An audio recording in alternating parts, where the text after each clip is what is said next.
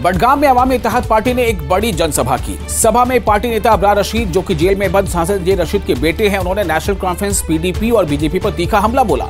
अबरार रशीद ने कहा कि अगर 1987 के चुनाव में धांधली नहीं होती तो आज सैयद सलाउद्दीन जम्मू कश्मीर के मुख्यमंत्री होते। उन्होंने कहा कि उस चुनावी धांधली ने कश्मीर की सियासत की दिशा ही बदल दी और वादी को अशांति की तरफ धकेल दिया।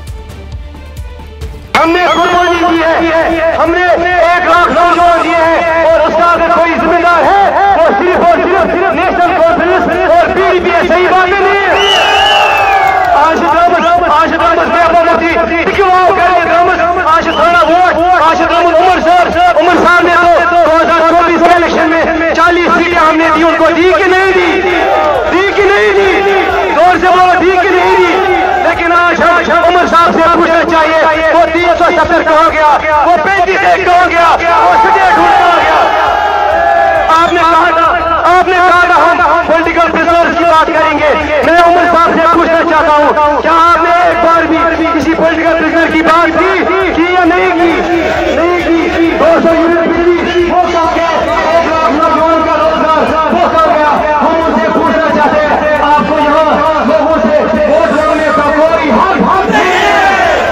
तब तो जिस शख्स ने ये तकरीर की थी वो पैदा भी नहीं हुए थे। शायद उस वक्त उनके वालिद साहब स्कूल में थे।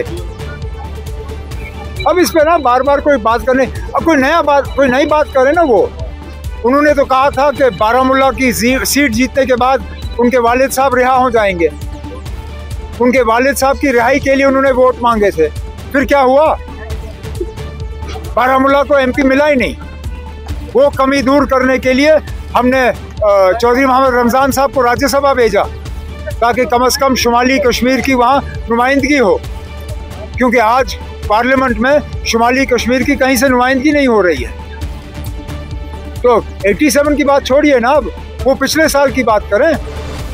जम्मू कश्मीर के डिप्टी सीएम सुरिंदर चौधरी ने महराज मलिक के मामले पर कहा है कि उनका मामला अभी कोर्ट में जेर गौर है, इसलिए उस पर ज्यादा कुछ कहना मुनासिब नहीं होगा। उन्होंने लेकिन उम्मीद जताई कि महराज मलिक को इंसाफ जरूर मिलेगा और सभी जो फरीक हैं उन्हें अपनी बात रखने का पूरा मौका भी जरूर मिलेगा।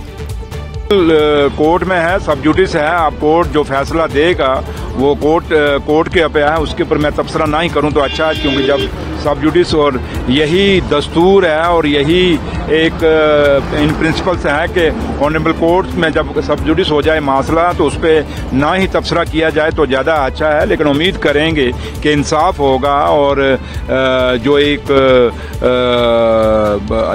असेंबली का और एक इंस्टीट्यूशन, क्योंकि असेंबली का इंस्टीट्यूशन है और जम्मू कश्मीर में सारे इंस्टीट्यूशनों को अपनी बात रखने का और अपना काम करने का पूरा मौका मिलेगा और ऑनरेबल कोर्ट जो है उसमें अपनी दखलंदाजी दे के वो सही फैसला करेंगे, जिससे ये सारे इंस्टीट्यूशन जम्मू कश्मीर में जो इन दिनों इन सालों साल में कमज़ोर हुए हैं वो दोबारा से मजबूत होंगे और लोगों का जो विश्वास जो बना हुआ है इंस्टीट्यूशंस के ऊपर, वो विश्वास हमेशा इस देश और इस जम्मू कश्मीर में बना रहेगा। ये उम्मीद हम इस जो फैसला जो आएगा उससे उम्मीद करते हैं।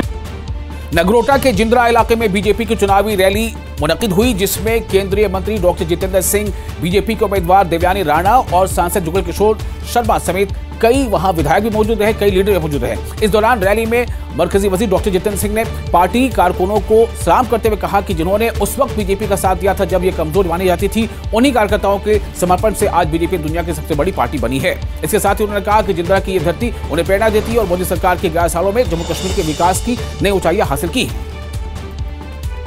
नौजवानों को, क्योंकि 70% से अधिक इस समय जनसंख्या 40 वर्ष से कम है, वो निर्णायक वोटर भी हैं, की वोटर भी हैं और ओपिनियन मेकर भी हैं। उनको ये समझाने की आवश्यकता है और याद कराने की, जो शायद उन्होंने ना देखा हो कि 2002 से पहले का क्या ज़माना था। ये नगरोटा एक बहुत पिछड़ा दूर दराज का इलाका हुआ करता था। यहाँ पहुँचने में ही कमर टूट जाती थी, इतनी बुरी खस्ता हालत थी सड़क की। आज यहाँ सड़कों का जाल बिछा है। आज जम्मू कश्मीर की पहली IIT अगर कहीं स्थापित की गई तो मोदी जी के आने के बाद नगरोटा में। जम्मू कश्मीर का पहला इंडियन इंस्टीट्यूट ऑफ मैनेजमेंट अगर कहीं स्थापित किया गया तो नगरोटा में। यानी जिस इलाका में ये तवक्को ही नहीं थी लोगों की कभी प्रगति होगी, कभी तरक्की होगी, जहाँ कभी मांग तक नहीं उठी थी, ज़्यादा से ज़्यादा ये मांग रहती कि आप मैट्रिक स्कूल को हायर सेकेंडरी बना दीजिए, उससे अधिक सोच ही नहीं थी, क्योंकि इस तरह से तिरस्कार का ये पीड़ित और शिकार इलाका था। पिछली सरकारों ने इतना क्षेत्रीय भेदभाव किया हुआ था, उसमें ये जो काया पलटी है 11 वर्षों में, मुझे विश्वास है यहाँ के लोग उस विकास यात्रा का हिस्सा बना रहने के लिए संकल्पित है। और आने वाले समय में जिस तरह से भारतवर्ष को मोदी जी उस विश्व शिखर पटल पर पहुंचा करके विकसित भारत की उपाधि पर बिठा रहे हैं, नगरोटा का उसमें एक भूमिका रहेगी और सारा जम्मू कश्मीर के साथ शाना बशाना होकर के मोदी जी की उंगली पकड़ करके हम आगे बढ़ पाएंगे।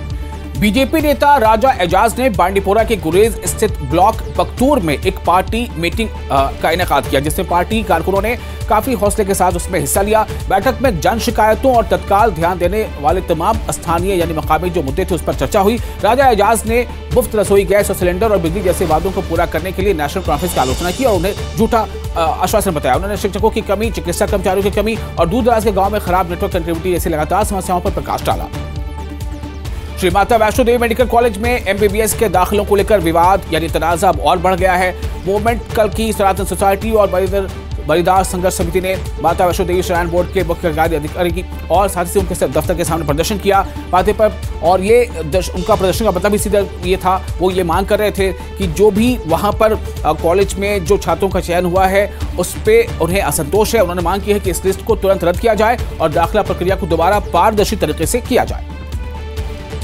गुलमर्ग की बात करते हैं, जहां अफरवट और कोंगदोरी इलाकों में ताजा बर्फबारी के बाद शौकिया स्कीइंग का मौसम शुरू हो गया है। बड़ी तादाद में सयाह मनोरंजन के लिए यानी तफरीह के लिए और वहां पहुंच रहे हैं और स्कीइंग का लुत्फ उठा रहे हैं। आपको बता दें कि वज़ीर आज़म नरेंद्र मोदी ने गुलमर्ग को शीतकालीन राजधानी का दर्जा भी दिया हुआ है। पर्यटक यानी सयाह स्कीइंग का बहुत खूबसूरत वो तजुर्बा वहाँ कर रहे हैं और दूर दूर से वहाँ सयाह पहुँचे और साथ ही वो लोगों से ये अपील भी कर रहे हैं कि लोग यहाँ आए और खुद जो है यहाँ पर मजे करें। और एक और अहम खबर मेंढर से है, जहां अपर सलवा के रहने वाले लोगों ने लोक निर्माण विभाग यानी पीडब्ल्यूडी डिवीजन मेंढर के तहत नमाड मसूरी वाला वाया नरगोसिया सड़क की तामीर में बड़े पैमाने पर वहां उन्होंने नियमों की, कानून या ज़ाब्तों के खिलाफ वर्जी का इल्जाम लगाया है, जिसे लेकर मकामी लोगों ने अफसरान से इस मामले की शिकायत भी की है और ये चाहा है कि जो जिम्मेदार लोग हैं उन पर सख्त कार्रवाई की जाए। त्राल पुलिस ने कब्जे में ट्रैफिक जाम के मसले से निपटने के लिए एक खास मुहिम चलाई। इस दौरान जितने भी ट्रैफिक कानून हैं उनकी खिलाफवर्जी करने वाले 1 दर्जन से ज्यादा लोगों के चालान काटे गए और इस मुहिम की क़यादत एसडीपीओ त्राल राजेश कुमार ने किया, जबकि एसएचओ राशिद अहमद और दीगर अफसरान इस मौके पर मौजूद रहे। इसी के साथ गैर जो कानूनी तौर पर जो तस्करी सिम की हो रही है उसे भी रोकने के लिए कोशिशें यहाँ पर की गई। डोडा जिला इंतजामिया की मदद से भलेसा के ढूसा गांव के 5 खानदानों को फौरी राहत मुहैया की गई है। मकान गिरने से बाल बाल बच गए थे, ये तमाम लोगों की जानें बच गई हैं और लेकिन इनके साथ काफ़ी मुश्किलात हैं। तो राहत सामग्री में इसमें खाने पीने की अशिया हैं और कंबल है, गैस सिलेंडर है और बहुत सारी दीगर खुर्दनी अशिया भी शामिल हैं। साथ ही इन्हें जो है टेम्प्रेरी वहाँ पर शेल्टर भी दिया गया और साथ ही ये वादा भी किया गया है कि बहुत जल्द इन्हें सरकारी आवास जो प्रधानमंत्री आवास योजना के तहत बनेगी वो उसका फायदा इन्हें दिया जाएगा। और मुख्तलिफ सरकारी विभागों के अफसरान के लिए ई ऑफिस पर 2 रोजा प्रशिक्षण कार्यक्रम बारू कारगिल स्थित कॉन्फ्रेंस हॉल में हुआ है। जिला प्रशासन की तरफ से मुनक्किद इस तरबियती प्रोग्राम का मकसद जिला अधिकारियों और उससे जुड़े तमाम संबंधित जो सहायक हैं जिन्हें ई फाइल प्रणाली के प्रभावी उपयोग से परिचित कराना है। इफ्तिताही सेशन में एडीसी इम्तियाज काचू सहित दीगर जिला अधिकारियों और कर्मचारियों ने हिस्सा लिया। अपने संबोधन में अतीत को पारित करने के लिए सभी प्रतिभागियों और संसाधन व्यक्तियों सज्जाद और तमाम जो वहां पर अफसरान मौजूद थे उन्हें बधाई भी दी। यूटी लद्दाख डीआरएफ पुलिस ने सरकारी डिग्री कॉलेज करगिल में आपदा न्यूनीकरण उपाय कार्यक्रम से संबंधित एक कार्यक्रम का आयोजन किया। इस प्रोग्राम का मकसद छात्रों और स्टाफ मेंबर्स और साथ ही साथ जो मकामी कम्युनिटी है उनमें कुदरती और मानव जनित आपदाओं के बारे में बेदारी पैदा करना और उनमें लचीलापन पैदा करना था। भूकंप, भूस्खलन, हिमस्खलन, अचानक बाढ़ और चरम मौसम की स्थिति के प्रति भौगोलिक संवेदनशीलता को भी देखते हुए कार्यक्रम को जो है काफी अच्छी तरह से वहां पर निभाया गया।